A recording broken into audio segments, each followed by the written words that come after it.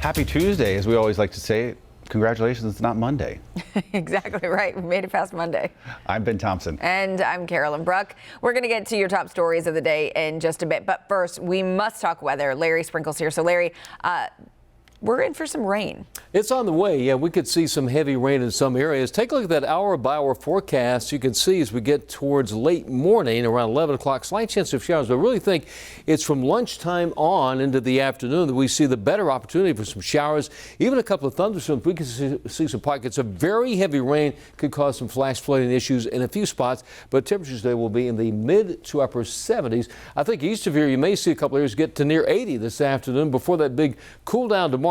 One day, and then we're back to the 75 on Thursday. Then a real nice stretch of cool, dry weather from Friday into the upcoming weekend, even the early part of next week. Over the weekend, lows will drop in the mid-40s in the morning, upper 60s in the afternoon. Great weather for that game as the Cardinals come to town to take on the Panthers. It'll be in the upper 60s, back to the low 70s for the beginning of next week. So rain is on the way for the afternoon, Carolyn.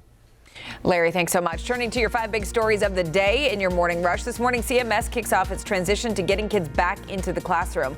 The first group back in are students with special needs. The next round of students to start back will be pre-kindergarten kids on the 12th of October. The district says it's been prepping for weeks to make sure the students and staff are safe. Students and teachers in Rock Hill will soon have more chances to remove their face masks while they're at school.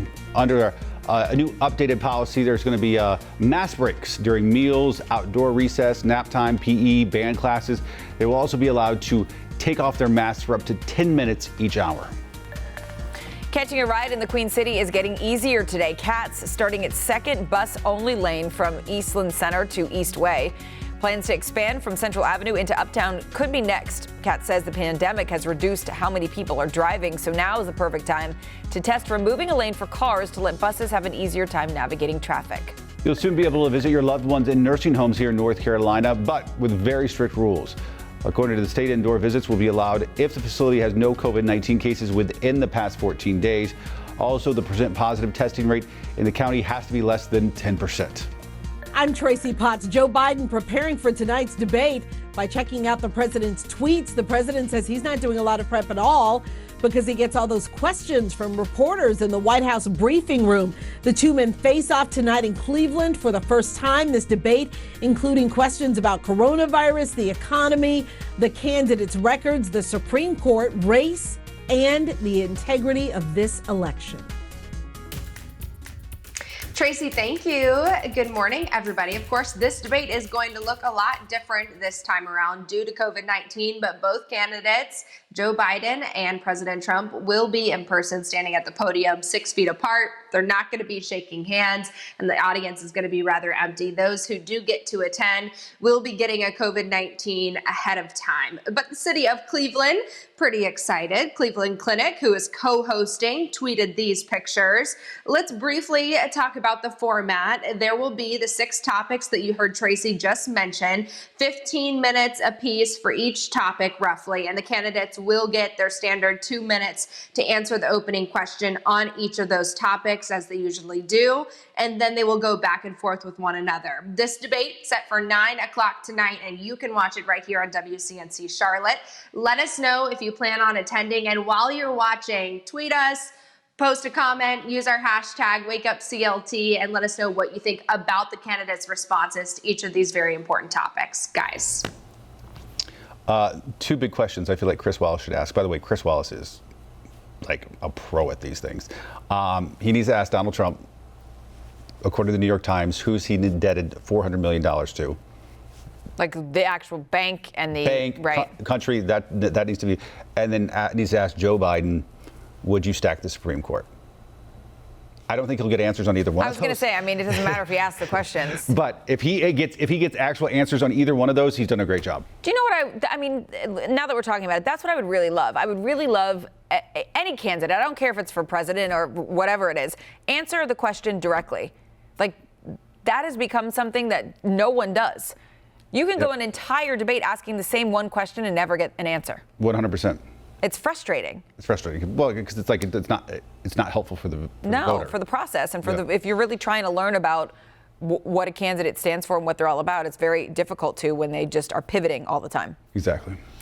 All right. Time now to connect the dots when we make the news make sense. Restrictions lifting across the country, but we are still very much in what's considered to be the first wave of the coronavirus pandemic. And even with thousands of new cases a day, experts are warning that it could get worse before it gets better. Experts are warning us to brace for a second wave of COVID-19, even though the first wave hasn't really ended. Let's connect the dots. The goal heading into fall, at least to experts like Dr. Anthony Fauci, was to get us down to 10,000 new cases a day. We did not hit that target. Instead, we're averaging about 35,000 cases a day.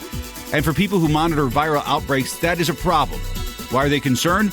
First, some states are still seeing a high number of cases, like Florida, and still easing restrictions. This comes as Americans are hitting peak pandemic fatigue, many eager to get back to normal. And with holidays like Halloween, Thanksgiving, Christmas coming up, it's going to be harder than ever for folks to stay socially distant. All these factors point to a second wave, and so does evidence from overseas.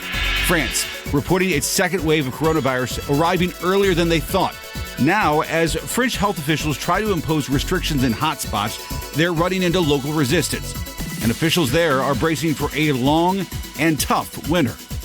And that is connecting the dots. Now to some stories to keep you and your family safe and sound today. If you're feeling extra stressed lately, stop checking your work email. A new study found rude work emails can make you feel even more stressed than you already do. Sending or receiving them. These rude emails can also make you sleep worse at night.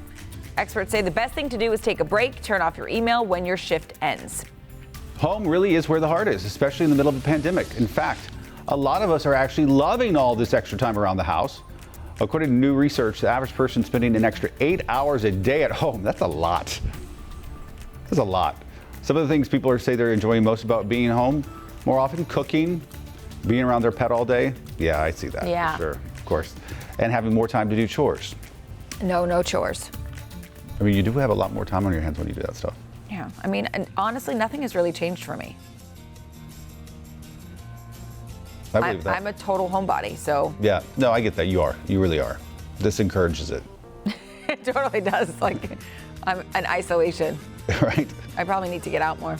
Probably so. It'd be good for your, mental health. You think? Probably so. All right, watch us every morning, 4:30 a.m. on Wake Up Charlotte.